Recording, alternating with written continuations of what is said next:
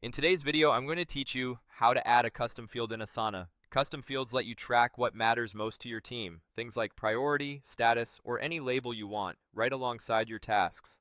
By the end, you'll have a clean, reusable dropdown you can apply across your project. Start by logging into your Asana account using your usual sign-in method. Once you're in, open the specific project where you want this custom field to live. It helps to switch the project to list view so you can see the column headers clearly, since that's where your new field will appear. At the top of your task list, locate the header row and look for the plus icon to add a field. Click it to open the field setup. Give your field a clear, concise name. Something like priority or severity works well, and then confirm to add it. Short, standardized names make filters and reports easier later.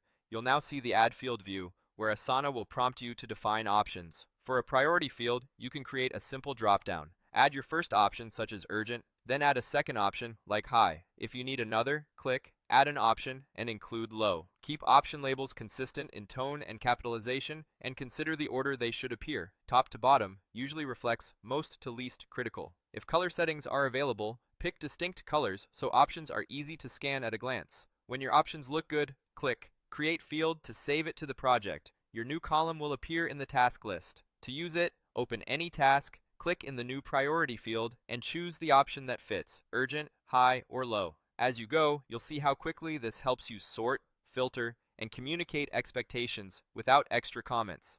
If you want to add more fields to refine your workflow, click the plus icon in the header again and repeat the process. You can also select Show More to browse additional field ideas and surface other fields that might already exist in your workspace. This is handy for staying consistent with how your team labels work. That's it.